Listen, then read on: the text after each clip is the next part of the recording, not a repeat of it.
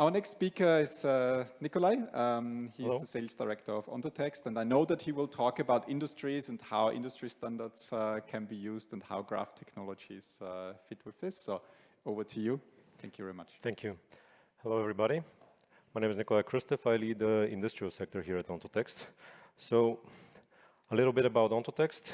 We started about year 2000 as a research AI lab in one of the oldest and largest software houses in Bulgaria. And this is no more, though. We're not part of that group. We were recently acquired, which means a lot of new funding for exciting new product development and scale up, pretty much. We have been part of about 50 European projects, so a lot of research time has been spent. I think last time I checked, it was about 400 years of research that we've spent. And we have clients on 6 clients. We just wait for the guys down there to, catch up and have the 7th one. So I'm gonna skip the portfolio because we just don't have time for this. I'll try to navigate this talk, and our legal advisor will be quite mad at a few things probably that I say. But I'll tell you a story. So I hope you have your coffees because it's a knowledge graph story. So how I typically start my day, I go to the office and I go by car.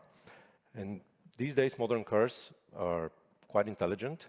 So they know not only how far you're going and how quick you're going there, but they also notice a few things around you, how many cars are around you, what are they doing, so keep you safe. But they have started recently to know more about what's inside the car. They have microphones, cameras. They tell you, well, you're probably a bit tired, so why don't you stop and grab a cup of coffee?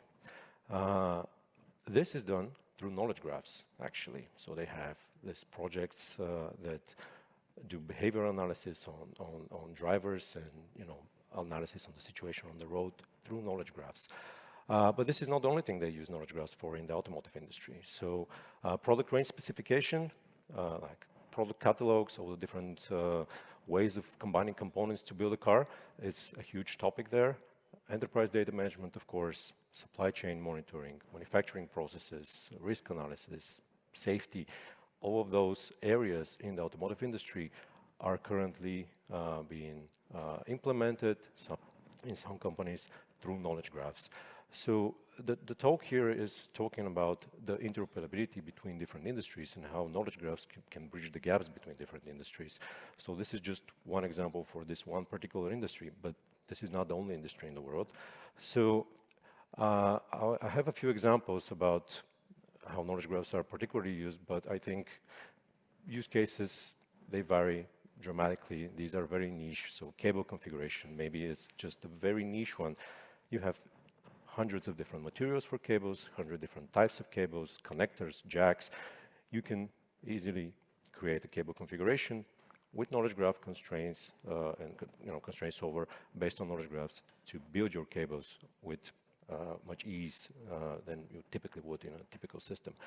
And because digital twins are a buzzword, and we see cars and wheels moving and simulating things moving from here to there, you can actually do digital twins in the automotive industry on the software side of things. So you probably know that there are plenty of computers in a car, like between 20 and 50 computers. They operate your wipers, your windshield wipers, your mirrors and everything.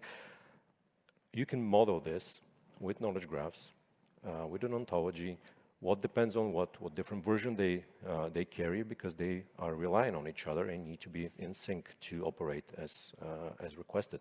So you can do that through knowledge graphs, and companies are doing that at the moment, and we help them.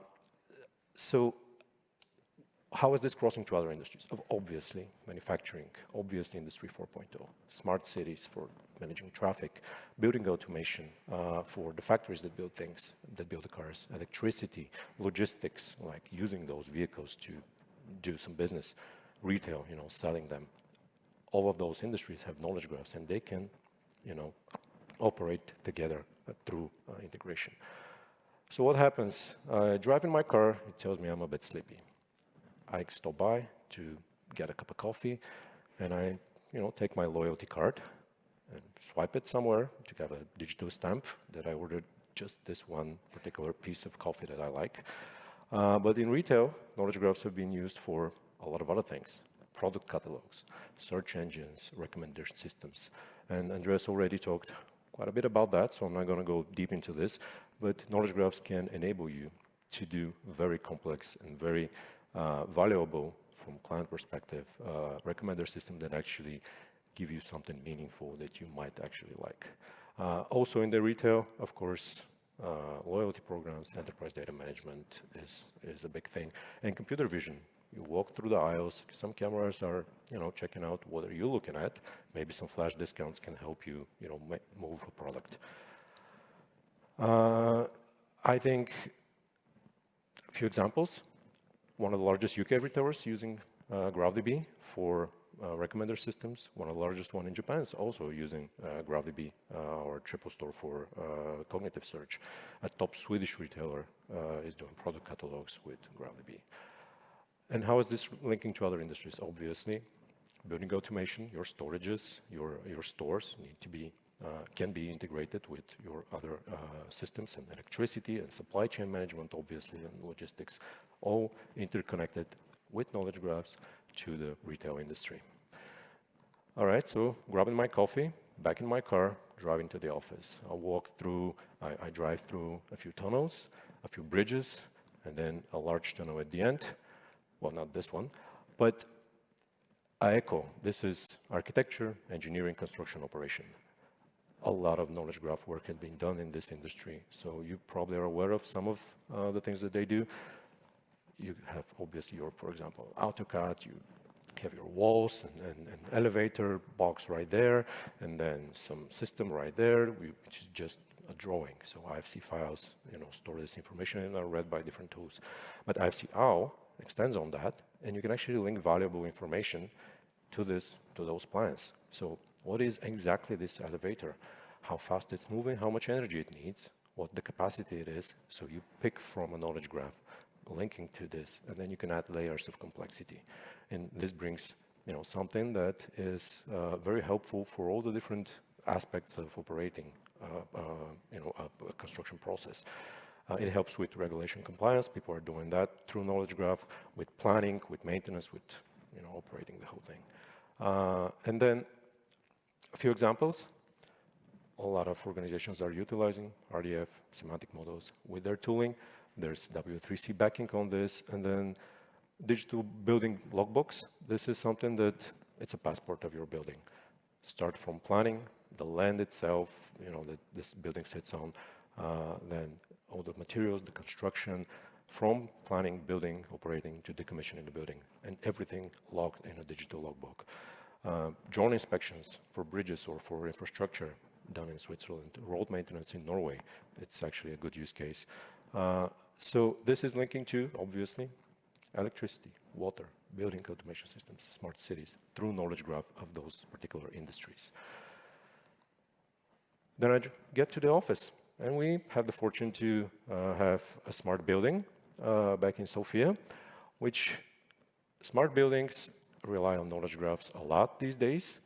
It could be used for heating, ventilation, air conditioning, for lighting. So the building would know there's a cluster of people coming around that time, so we should prime the building for, business. Lights go up, ventilation goes to the appropriate degrees. Elevators start their optimized schedule to move people around the floors. Power generation is probably shifted from selling to the smart grid to buying from the smart grid, because people would need more energy while they're there.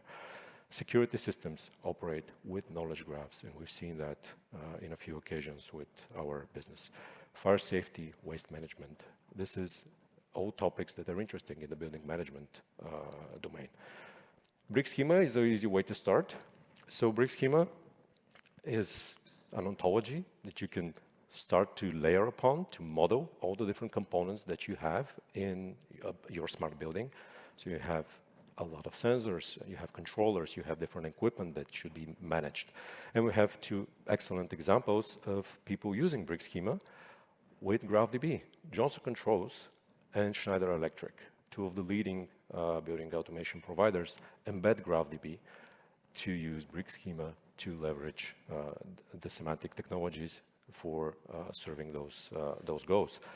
And this links nicely to why GraphDB is actually nice for OEM, because those are companies that move thousands of GraphDBs every year. It's amazing scale, and we fostered some long-term partnerships with them. We have custom builds to implement with their own development cycles. We have custom support, custom licensing model, licensing mechanism. Do they have licensing server? Do they have local license keys? Do they have whatever structures for scale up different systems? So obviously, linking to engineering, construction, to electricity, to water, smart city, logistics for operating this building, in a semantic fashion. This links to electricity. I talked a bit about that. Well, what is a semantic? What is an energy grid? It's a graph. You have your sources, you have your generators, you have your substations, transformers, you have a lot of power lines. It is a graph. It's easy to imagine how you can model that, and people are doing that. And this helps you with capacity planning, peak performance requirements. It helps you with optimization, with maintenance, with predictive maintenance. It helps you with plenty of things in this industry. So you can see that people have started using this. There are European regulations as well that make people use this. So Statnett in Norway, you can get your their grid network in RDF, and you can share it cross borders. In Croatia, they use it in hubs. In EDF are doing some work with Semantics. We have a demo about the production in Europe and how power lines work. So this is obviously linking to all of the above and links to smart water. What is a water system? It's a graph. Sources, power, water lines, treatment plants, waste management, everything you can model, you can optimize, you can analyze, you can do some business intelligence, you can do your analytics, and you can help with the quality, the production, the optimization.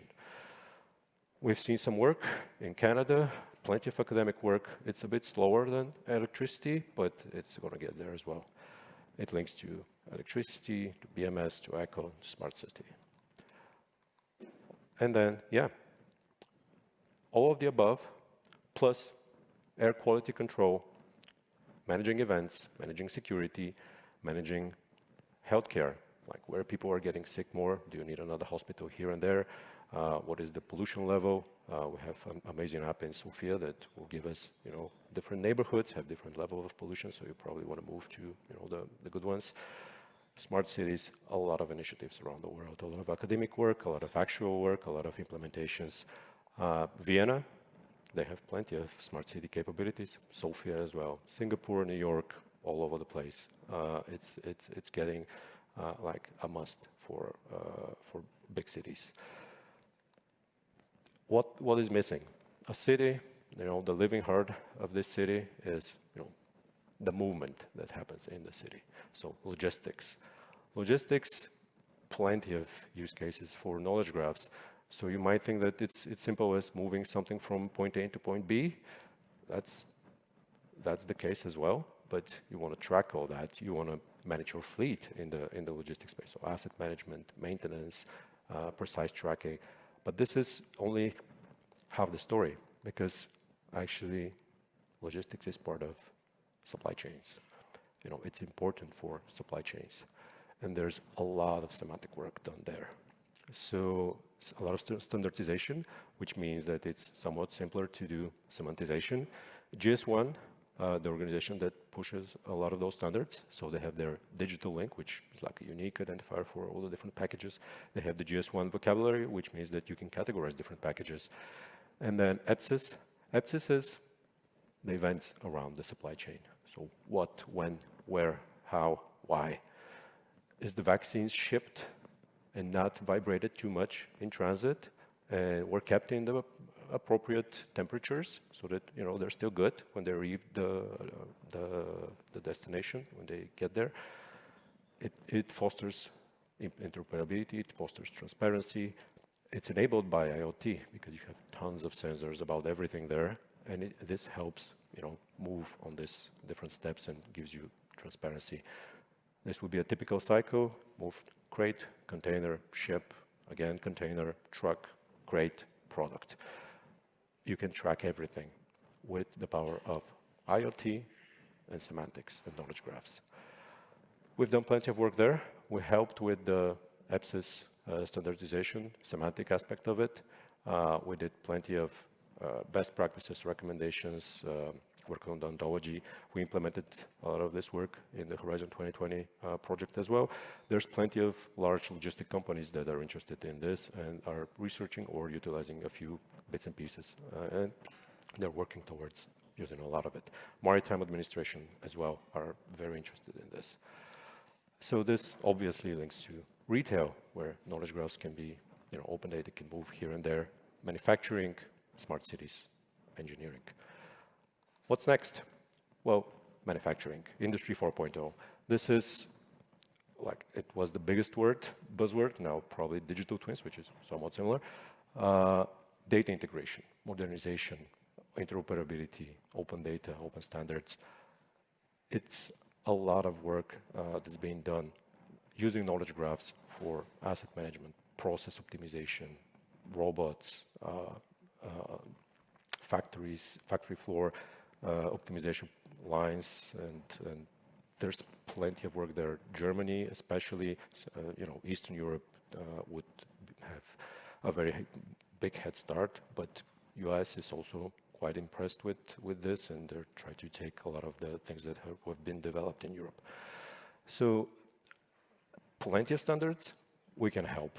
It's a bit messy. They're layering on top of each other. We have a demonstrator that takes the Industry 4.0 ontology. We demonstrate it with some GraphQL queries that you can run, simple and easy to get oriented in this space. The admin shell also features there. There's plenty of organizations that push this. So IDSA, BDVA, OPC, GaiaX, a lot of organizations move this so that you see a huge trend, and semantics is part of it. And there's plenty of corporate backing as well. Siemens, General Electric, and a lot of others are joining in. Thank you, Florian. So interesting. Two of the biggest auto car part makers use GraphDB with knowledge graphs in their work. Two of the biggest car makers are using that. Two of the largest HVAC, top 3 computer manufacturer in the US is using GraphDB in their manufacturing processes. Links to pretty much everything. Industries leads to everything. And then what's next? Aerospace. Aerospace, similar to what I've said about the automotive industry, because they ultimately have to produce, just a giant product with thousands and millions, actually, of components. Enterprise data management is a big thing for them. Asset management, maintenance, predictive maintenance, documentation. You can't imagine how much documentation those guys have. But also operating this, mission planning, done through knowledge graphs and assisted through knowledge graph. Risk management, this is something that's very important for them as well. Some examples. I remember Andreas a few years back in Sofia said it was somewhat of his boyhood dream to work with NASA, and he actually managed to do so. And we are happy to share the same achievement with him, and we're quite happy to have GraphDB at NASA. But interestingly, 6 of the top 10 aerospace companies have GraphDB and use knowledge graphs in some sections of their operations. Department of Defense in the US, plenty of knowledge graphs for defense purposes. They would not tell you what they use it for, but there's a lot of it. In US Air Force, this is actually pretty amazing. Ontotext is part of a winning consortium that won recently the VOTE project, $750 million worth of program for implementing advanced technologies in the United States Air Force. And GraphDB is going to be part of it. By the way, Semantic Web Company is also part of it, so we're happy to collaborate in this project as well. How aerospace is linked to other industries through knowledge graphs, everything interconnected with semantics. What's left apart from 2 minutes? Thank you, Florian. Well, we need to put GraphDB somewhere else. We put it everywhere in the world. let's take it to the moon. This is the next one. There are chances to do so, so we'll share that news when it comes, but that's pretty much what we do. This is Ontotext. And because we're just 80 people doing an amazing product and plenty of service, we would not be able to do it ourselves, and we need a lot of help. And this is the reason why we are actually having quite a significant partnership network. We have about 75, I believe, to date, and they're all interconnected. We use the proper tool for the right job, and we're very happy to maybe have some new ones after this conference. And with that, Florian, thanks for your patience. I say thank you. Thank you very much, Nikolay. Thanks for sharing this wealth of use cases. That was quite amazing. Sorry, I had to run through it. All of this, and it's great to see that there are so many applications and use cases that you already work with. Are there any questions here in the room? I'll also have a look at the chat of the online attendance. Any questions? Sure. Well, wait. Is there anything that you don't do? Any? All right. Well, we don't do, well, we did a lot. The current top priorities for our company are financial markets, life sciences, and industry. Those are the top three. But we also do GLAM domain, which is galleries, archives, museums, libraries, because a lot of semantic technologies started from academic sectors, and cultural heritage has a lot of background in that. We do legal, we do a lot. But our partners help, and we need more of them. Another question? Yes, two?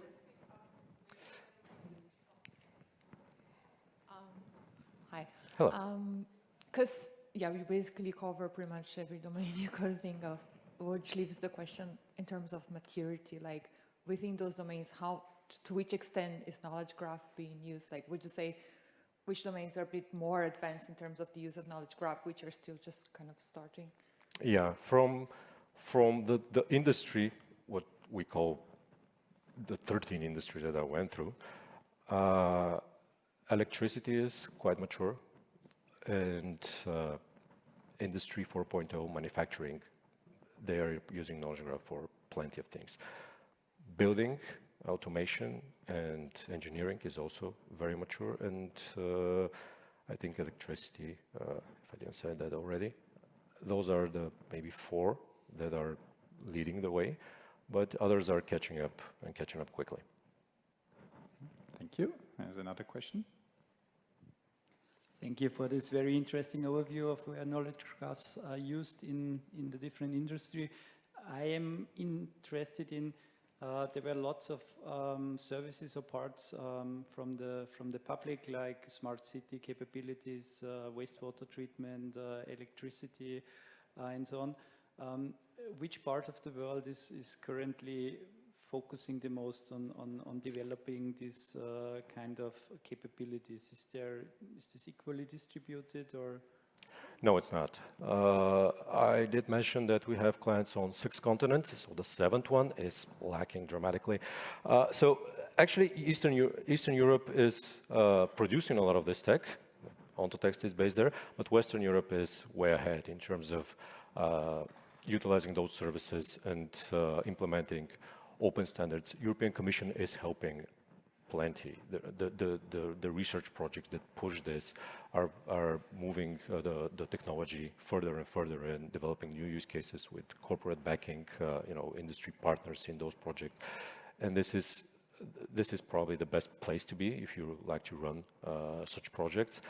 In Asia, there's also some projects that are coming up. They're a bit more locked, so they don't integrate that widely, because in Western Europe, everything is interconnected. Small countries or open borders, that helps, and the knowledge is flowing more naturally. So I think Western Europe, definitely. There were some questions in the online chat about healthcare use cases, if there are any specific ones that you would want to mention, and if you have any material online where people can read about your healthcare use cases. Yeah, we have actually healthcare. We have a specific division that's doing that. We have this for 15 years, so this is the most mature domain at Ontotext. So there's plenty of materials on our website. We have a dedicated salesperson for this and team of about 20 people. So there's plenty of information on the website. I encourage people to go check it out, and some amazing user stories that we have for this long of a lifetime of this. So let them check it out. Thank you very much. That's the Thanks, task for us for the afternoon or for the break. Thank you so much for that presentation. Round of applause for Nikolay. Thank you, guys.